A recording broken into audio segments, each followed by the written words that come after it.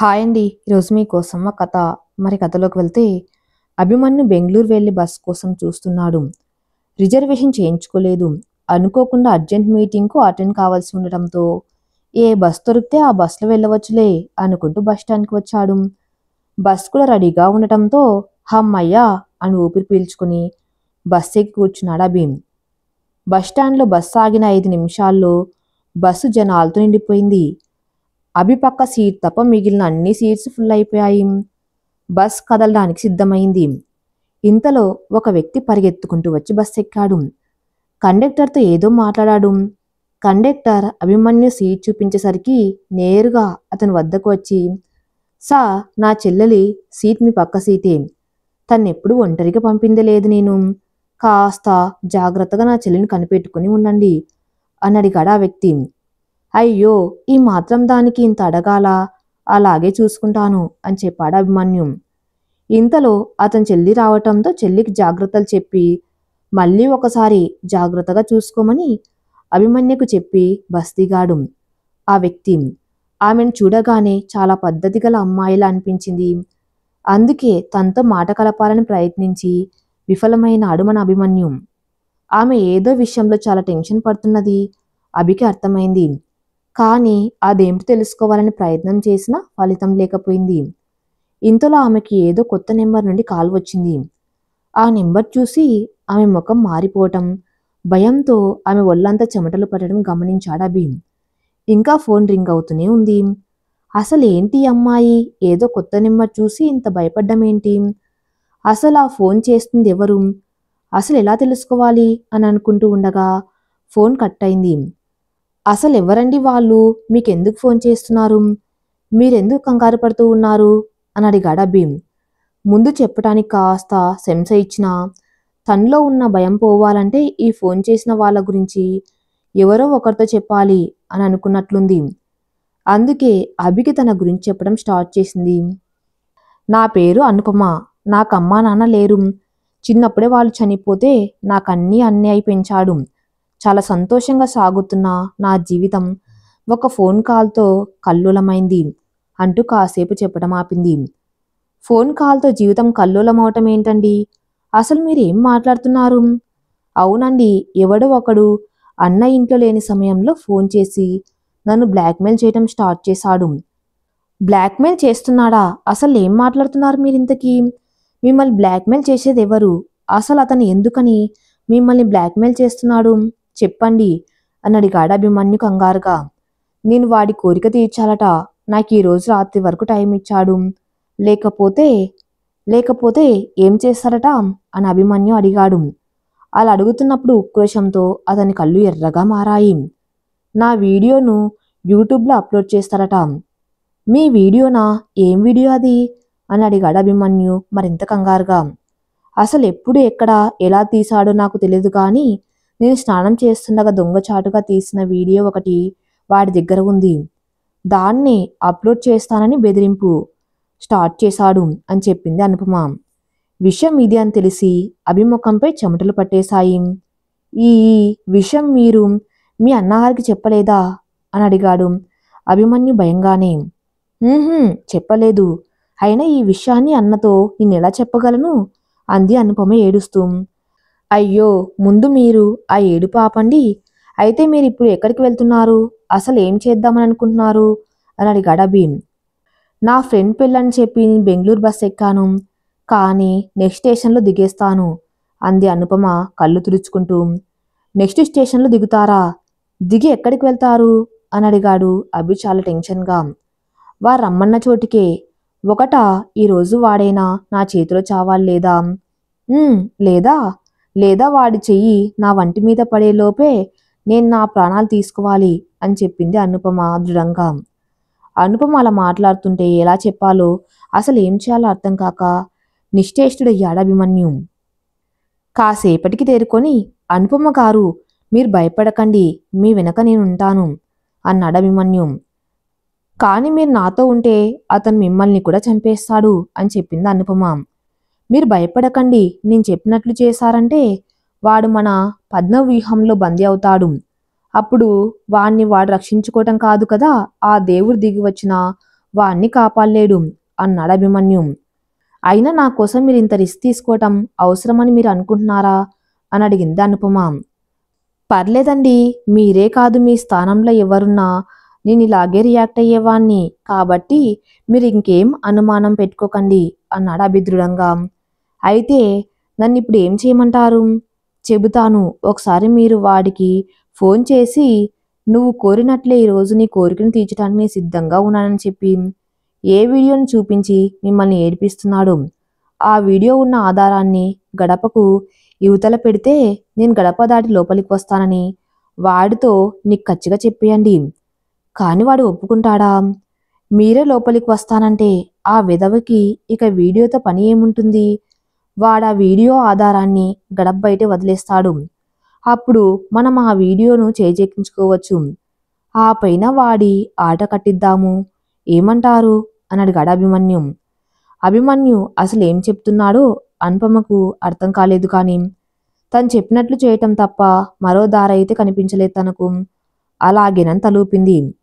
సరే అయితే వాడికి కాల్ చేయండి అన్నాడు అభిమన్యు మొండిగా. అంటూ ఫోన్ చేతిలోకైతే తీసుకుంది. కానీ పాపం ఆ విధవకి కాల్ చేయాలంటే గుండెలో రైలు పరిగెడుతున్నట్లుగా ఉంది అనుపమకి. అభిమన్యు మరోసారి నేను ఉన్నాను, మీకేం భయం లేదు అని అభయం ఇవ్వటంతో ఆ వ్యక్తికి కాల్ చేయబోయింది అనుపమ. ట్రింగ్ ట్రింగ్. ఇంతలో అనుపమ ఫోన్ రింగ్ అయింది. అదే నెంబర్ నుండి ఫోను. మళ్ళీ భయంతో వణికిపోతుంది అనుపమ. అయ్యో, మీరిలా ప్రతి చిన్న విషయానికి భయపడితే ఎలా చెప్పండి? వాణ్ణి ధైర్యంగా ఎదుర్కోవటం ఒక్కటే ఇప్పుడు మనం చేయవలసిన పని, అర్థమైందా అంటూ అనుపమ కళ్ళలో కళ్ళు పెట్టి నమ్మకంగా పలికాడు అభి. ఫోన్ లిఫ్ట్ చేసి నన్నేం మాట్లాడమంటారు అని అడిగింది అనుపమ భయంగానే.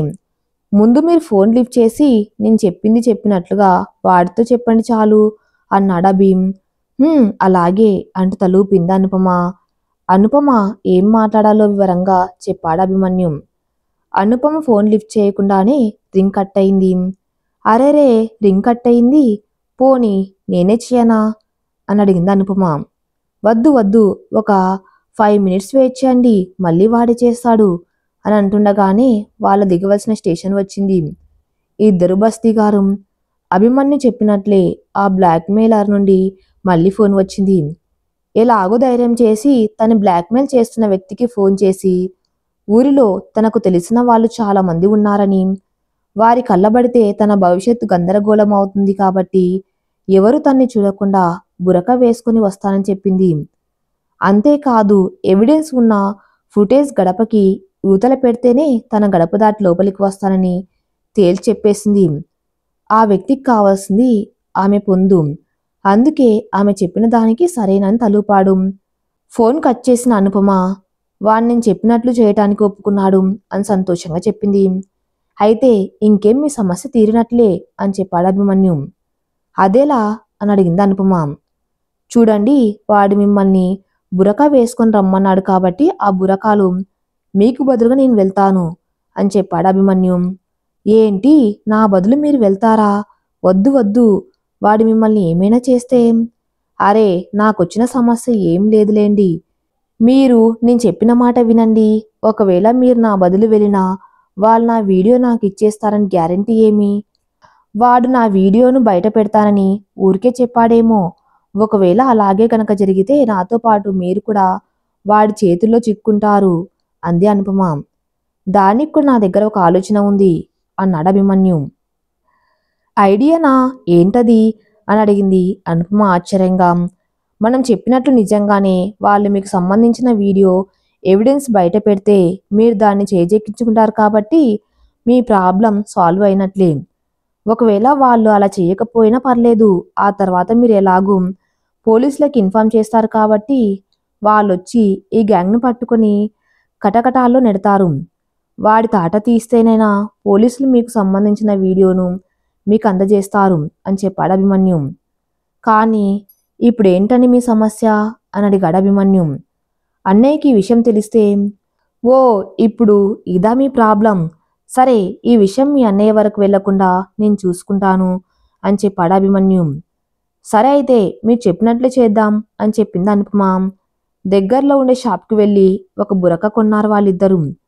అరగంటలో బురకాలో ఉన్న స్త్రీ తన ఇంటి ముందు వచ్చి నిలబడ్డం చూసి ఆ బ్లాక్మెయిల్ చేసిన వ్యక్తి తన వద్దనున్న ఎవిడెన్స్ను గడపకు యువతల పెట్టాడు. బురకాలో ఉన్న స్త్రీ కూడా మాట ఇచ్చినట్లుగానే ఆ వ్యక్తి ఇంట్లోకి అడుగుపెట్టింది. తన ఇంట్లోకి అడుగు పెట్టడమే ఆలస్యం. చెరోవైపు నుండి ఇద్దరిద్దరు చొప్పున మొత్తం 4 వెధవలు తన చేతులను వెనక్కి చేర్చి అక్కడున్న ఒక స్తంభానికి కట్టేశారు. వాళ్ళు తన్ని బంధించడం చూసి అవాక్కయ్యాడు అభిమన్యు. ఇలా జరుగుతుందని అస్సలు ఊహించలేదు అభిమన్యు. ఎవరో ఒక వ్యక్తి ఉంటాడేమో అనుకుని అతన్ని పోలీసులకు పట్టించడం పెద్ద ప్రాబ్లం కాదని అనుకున్నాడు. కానీ ఇక్కడ చూస్తే ఒక ముఠానే ఉన్నట్లుంది. అయితే ఇప్పుడు నేనేం చేయాలి అని అభిమన్యు తన మనసులో అనుకుంటుండగా, బాస్ ఈమెను ఇప్పుడేం చేద్దాం అని అడిగాడు ఒక రౌడీ. ముందు నువ్వు వెళ్ళి బయట ఉంచిన ఎవిడెన్స్ తీసుకురా, ఆ తర్వాత దీని కథ చెప్తాను అన్నాడు ఆ వ్యక్తి. అలాగే బాస్, ఇప్పుడు తెస్తాను అంటూ బయటికి పరుగులు తీశాడు. అంతలోనే లోపలికి వచ్చి, బాస్ బయట ఉంచిన ఎవిడెన్స్ కనిపించడం లేదు అని చెప్పాడు.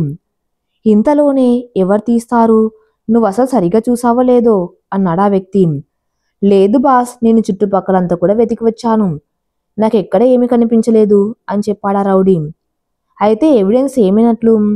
ఏమో బాస్, ఈ అమ్మాయి ఏదో మాయ చేసినట్లు ఉంది అన్నాడా రౌడీ. ఆ మాటకి పగలబడి నవ్వాడు బురకాలో ఉన్న అభిమన్యు. బాస్, ఈ బురకాలో ఉన్నది అమ్మాయి కాదు అంటూ ఆ స్త్రీ బురకాను పూర్తిగా తొలగించాడు రౌడీ. అక్కడ ఉన్నది అమ్మాయి కాదు బాస్, పచ్చి మోసం. ఆ అమ్మాయి ఎవరో చాలా తెలివిగా ఇతని మన దగ్గరికి పంపి తన ఎవిడెన్స్తో పారిపోయింది అని చెప్పాడు. ఆమె ఇప్పుడు నేరుగా పోలీస్ స్టేషన్కి వెళ్ళి ఉంటుంది, మన పైన కంప్లైంట్ చేస్తుందేమో. ఇప్పుడెలా, ఏం చేద్దాం బాస్ అని అడిగాడు ఇంకో రౌడీ టెన్షన్ పడుతూ. అక్కడున్న గ్యాంగ్ మొత్తం ఒకసారి ఒకరి ముఖాలు ఒకరు చూసుకున్నారు. ఆ తర్వాత అందరూ పగలబడి నవ్వడం స్టార్ట్ చేశారు. ఈసారి ఆశ్చర్యపడ్డం అభిమన్యు వంతైంది. అసలు వీళ్ళు ఎందుకలా నవ్వుతున్నారు అని ఆలోచనలో పడ్డాడు అభిమన్యు. కానీ ఇంతలోనే లేని ధైర్యాన్ని కూడగొట్టుకుని, మీరు వెంటనే ఇక్కడి నుండి దూరంగా పారిపోండి, లేకుంటే మిమ్మల్ని ఆ దేవుడు కూడా కాపాడలేడు, ఆల్రెడీ మీకోసం పోలీసులు బయలుదేరి ఉంటారు అని హెచ్చరించాడు అభిమన్యు. అవునా, సరే అయితే ఒక్క నిమిషం ఆగు అంటూ గట్టిగా చెప్పట్లు కొట్టాడు ఆ వ్యక్తి. చెప్పండి బాస్ అంటూ ఆ వ్యక్తి ముందుకు వచ్చి నిలబడింది ఒక అమ్మాయి. ఆ లేడీని చూసి షాక్ అయ్యాడు అభిమన్యు. తనెవరో కాదు, అనుపమ. అనుపమ గారు, మీరా? మీరసలు వీళ్ళ చేతికి ఎలా చిక్కారు? మీరు పోలీసులకు ఫోన్ చేయలేదా అని అడిగాడు అభిమన్యు. ఒరే ఫూల్, వీళ్ళ చేతుల్లో చిక్కింది నేను కాదురా, నువ్వు అంది అనుపమ పగలబడి నవ్వి. అంటే మీరు? ఎస్, నేను కూడా వీళ్ళ మనిషిని అని సమాధానం ఇచ్చింది అనుపమ. మోసం, ఇదంతా పచ్చి మోసం. అయినా మీరంతా అసలు ఎవరు, నన్ను ఎందుకు టార్గెట్ చేస్తున్నారు అని అడిగాడు అభిమన్యు. అది కూడా నేనే చెబుతాను. ఈయన ఏసీపీ పరశురాం గారు, మేమంతా ఇతని స్టాఫ్ అని చెప్పింది అనుపమ అతని కళ్ళల్లోకి చూస్తూ. ఏంటి మీరంతా పోలీసులా? కానీ నన్ను ఎందుకు బంధించారు? నేనే నేరం చేయలేదు కదా. వావ్, ఏం నాటకాలు ఆడుతున్నావు, శబాస్, నిన్నసలు మెచ్చుకోకుండా ఉండలేకపోతున్నాను అంది అనుపమ ఎగతాళిగా నవ్వుతూ. అనుపమ గారు, నేను నిజంగానే అడుగుతున్నాను, నేను అసలు ఏ తప్పు చేయలేదండి అని చెప్పాడు అభిమన్యు కాస్త ఎమోషనల్గా. సార్, ఇతన్ని ఊరికే ఇలా అడిగితే నాకేం తెలియలేదని చెబుతాడు. వీడి మీద 3rd డిగ్రీ ఉపయోగిస్తే అప్పుడు నిజాలు వాటంతటవే బయటికి వస్తాయి, ఏమంటారు అని చెప్పింది అనుపమ. అనుపమ, నువ్వు కాసేపాగు అంటే అభిమన్యు ముందుకొచ్చి, నువ్వు సుజాతని ఎందుకు చంపావు అని అడిగాడు ఏసీపీ పరశురాం సీరియస్గా. సుజాత అంటే మీరు అనేది శేఖర్ భార్య సుజాతేనా అని అడిగాడు అభిమన్యు ఆతృతగా. ఎస్, తనే. నువ్వు తన్ని ఎందుకు హత్య చేశావు? శేఖర్ నా ప్రాణ స్నేహితుడు, ఇక సుజాత నాకు చెల్లెల్లాంటిది, నేనెందుకు తన్ని చంపుతాను? అయినా అసలు తను చనిపోవటం ఏంటి? నిన్ననే సుజాతకు ఒంట్లో బాగోలేదని శేఖర్ చెబితే వాళ్ళ ఇంటికి వెళ్ళి తన్ని దగ్గరుండి చూసుకుని వస్తున్నాను అని చెప్పాడు అభిమన్యు. అలాగా, అయితే అప్పుడు అక్కడ ఇంకెవరైనా ఉన్నారా అని అడిగాడు ఏసీపీ పరశురాం అతని కళ్ళలోకి సూటిగా చూస్తూ. లేరు, అప్పుడు ఇంట్లో ఎవరూ లేరు. అందుకే శేఖర్ ఫోన్ చేసి చెబితే నేను అక్కడికి వెళ్ళాను అని చెప్పాడు అభిమన్యు. అయినా అయితే నువ్వు సుజాత గారి దగ్గరికి ఎప్పుడు వెళ్ళావు? అంతే నా ఉద్దేశం, నువ్వు అక్కడికి వెళ్ళేటప్పటికి టైం ఎంత అయి ఉండవచ్చు అని. నేను వాళ్ళ ఇంటికి వెళ్ళేసరికి సరిగ్గా మధ్యాహ్నం 12 గంటలైంది సార్. అవునా, అంత కరెక్ట్గా మీరు ఎలా చెప్పగలుగుతున్నారు? నేను వాళ్ళ గుమ్మంలో అడుగు పెట్టేసరికి టింగ్ టింగ్ అంటూ కొట్టే వాళ్ళ ఇంట్లో గడియారం ముళ్ళు శబ్దం విని నా దృష్టి ఆ వైపు పడింది. అందుకే అంత కరెక్ట్గా చెప్పగలుగుతున్నాను అన్నాడు అభిమన్యు. సరే, అప్పుడు సుజాత ఎలా ఉన్నారు? తను నిన్ను చూసారా అని అడిగాడు పరశురాము. తను స్పృహలో లేరు సార్. తను ఫోన్ మాట్లాడుతూ గట్టిగా అరిచి పడిపోయిందని చెప్పాడు నా స్నేహితుడు. వాడు వేరే ఊర్లో ఉండటం వల్ల నన్ను వెళ్ళి సుజాత గారిని చూడమని, ఈలోగా డాక్టర్ను పంపిస్తానని, ఆయన వచ్చే వరకు ఉండమని చెప్పాడు. నేను వెళ్ళేసరికి సుజాత గారు కింద పడిపోయి ఉన్నారు.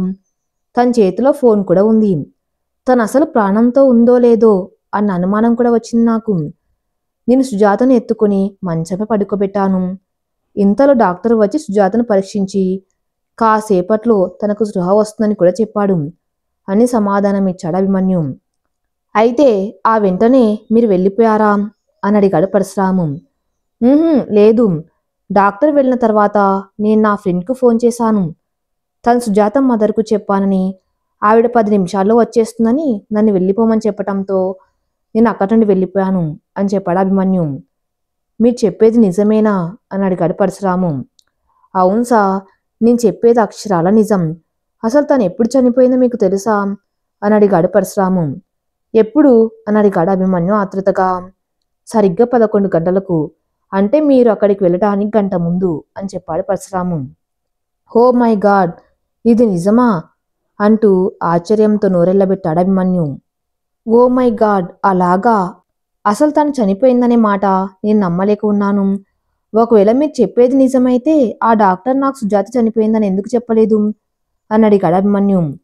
నాకు అదే అర్థం కావటం లేదు. నువ్వు ఆ డాక్టర్ను గుర్తుపట్టగలవా అని అడిగాడు పరశురాము. అతని ముఖానికి మాస్క్ ధరించి ఉన్నాడు కాబట్టి అంత ఖచ్చితంగా నేను అతన్ని చూడలేదు అని అంటూనే, సార్, ఒక్క నిమిషం. అక్కడే మంచం మీద సుజాత యాపిల్ పండు కట్ చేసి తినడానికేమో యాపిల్ ముక్కలున్న ప్లేట్ మంచం పైన పెట్టుకుని ఉన్నది. ఆ ప్లేట్ అలాగే ఓపెన్గా ఉండటం వల్ల ఈగలు ముసిరాయి. అందుకే వెళ్ళి దాన్ని డస్ట్బిన్లో పడేసి నేను రూమ్లోకి వెళ్తున్నప్పుడు అతను మాస్క్ తీసి ఎవరితోనో మాట్లాడుతున్నాడు. అతను వెనక్కు తిరిగి ఉన్నాడు, కానీ అతను నేరుగా అద్దం ఉండటం వల్ల అతని ముఖం నాకు క్లియర్గా కనిపించింది అని చెప్పాడు. ఓ, అయితే ఈ విషయం నిజంగా చాలా మంచి విషయం. అయితే మీరు అతని స్కెచ్ గీయటంలో మాకు సహాయం చేయగలరా అని అడిగింది అనుపమ. తప్పకుండా, ఆ స్కెచ్ నేను కూడా గీయగలను అని చెప్పాడు అభిమన్యు. ఇది ఇంకా బాగుంది. అయితే వెంటనే ఆ స్కెచ్ గీసివ్వు అని చెప్పాడు పరశురాం ఆతృతగా. అప్పటికప్పుడు అభిమన్యు డ్రా చేయటానికి అవసరమైనవన్నీ వస్తువులు సమకూర్చి ఇచ్చాడు పరశురాము. దాదాపు గంట గడిచింది. అభిమన్యు స్కెచ్ రెడీ చేశాడు. ఆ స్కెచ్ చూసిన అనుపమ వీడా అని అరిచింది నమ్మలేనట్లుగా. ఎవరు అనుపమ? అసలు ఎవడు వాడు అని అడిగాడు పరశురాము. సార్, వీడు అసలు డాక్టరే కాదు. వీడు చిల్లర దొంగతనాలు చేసే చాలాసార్లు జైలుకు కూడా వెళ్ళాడు. వీడి పేరు రాకీ. వీడిని డాక్టర్గా పంపాడంటే ఖచ్చితంగా సుజాత చావు వెనక ఉన్నది ఆమె భర్తే అనిపిస్తుంది అని చెప్పింది అనుపమ. ఏమంటున్నారు మీరు? సుజాత హత్య చేసింది ఆమె భర్తనా? అంటే నా ఫ్రెండ్ అని చెబుతున్నారా అని అడిగాడు అభిమన్యు నమ్మలేనట్లుగా. అవును అభిమన్యు, నాకు తెలిసి నీ ఫ్రెండ్ నిన్ను ఈ హత్య కేసులో ఇరికించాలని అనుకున్నట్టున్నాడు అని చెప్పాడు పరశురాం. అయితే నాకిప్పుడు మరణశిక్ష తప్పదా అని అడిగాడు అభిమన్యు ఆవేదనగా. చూడు అభిమన్యు, నువ్వు చెప్పింది మేము పూర్తిగా నమ్మామని అనుకోకు. ఒకవేళ నీ ఫ్రెండ్ ఈ హత్య చేశాడని రుజువైతే నువ్వు నిర్దోషిగా విడుదలవుతావు. ఒకవేళ హత్య చేసింది నువ్వే అని తేలితే నిన్నిక ఆ దేవుడు కూడా కాపాడలేడు అని అక్కడి నుండి బయటకు నడిచాడు పరశురాం. చూడండి, మీ ముగ్గురు ఇక్కడే ఉండి అతను తప్పించుకోకుండా కాపలా కాయండి అని చెప్పి పరశురాంను అనుసరించింది అనుపమ. పరశురాం నేరుగా శేఖర్ ఇంటికి వెళ్లారు. సార్, మీరా? ఏంటిలా వచ్చారు? నా భార్యను చంపిన హంతకులెవరో తెలిసిందా అని అడిగాడు. తెలిసింది. ముందు నీ భార్యను చూసి నీ స్నేహితుడు అభిమన్యు ఆమె చనిపోయిందని అనుకున్నాడట. కానీ సడన్గా ఆమె కళ్ళు తెరిచిందట. తన్ని ఎవరు చంపడానికి ట్రై చేస్తున్నారో క్లుప్తంగా వివరించిందట. తాను ఇచ్చిన వాంగ్మూలం తన పెన్ డ్రైవ్లో భద్రంగా ఉందట. ఆమెకు న్యాయం జరగాలంటే ఆ పెన్ డ్రైవ్ ఎవరి చేతిలోనే పెట్టాలో అర్థం కాక తన ఇంట్లోనే ఎక్కడ దాచాను అని చెప్తున్నాడు. రేపు వాణ్ణి తీసుకువెళ్ళి ఆ పెన్ డ్రైవ్ వెతికి పెట్టుకుంటే అసలు హంతకుడు ఎవరో తెలుస్తుంది. రేపటితో మీ భార్యను చంపిన అసలు హంతకుడి బండారం బయటపడుతుంది అని చెప్పి అక్కడి నుండి బయలుదేరాడు పరశురాం. ఆ రోజు అర్ధరాత్రి అభిమన్యు ఇంట్లోకి చొరబడి పెన్ డ్రైవ్ కోసం వీళ్ళంతా గాలిస్తున్న శేఖర్ను రెడ్ హ్యాండెడ్గా పట్టుకున్నారు పోలీసులు. ఆస్తి కోసం భార్యను చంపానని, ఆ హత్య కేసును తన ఫ్రెండ్ పైన నెట్టాలనుకున్నానని చెప్పాడు. శేఖర్ తను చేసిన తప్పుకు కుమిలిపోతూ అసలైన హంతకుని పట్టుకున్న పోలీసులు అభిమన్యును నిర్దోషిగా విడుదల చేయడంతో మన కథ సుఖాంతమైంది. నిజమే కదండి, కథ కాని జీవితం కానీ ఎన్ని మలుపులైనా తిరగనివ్వండి, కానీ చివరికి మంచి గెలుస్తుంది ఎప్పటికైనా. ఈ కథ ఇంతటితో సమాప్తం. మరిన్ని మంచి స్టోరీస్ కోసం నా ఛానల్ని ఫాలో అవుతూ ఉండండి. Thank you for listening.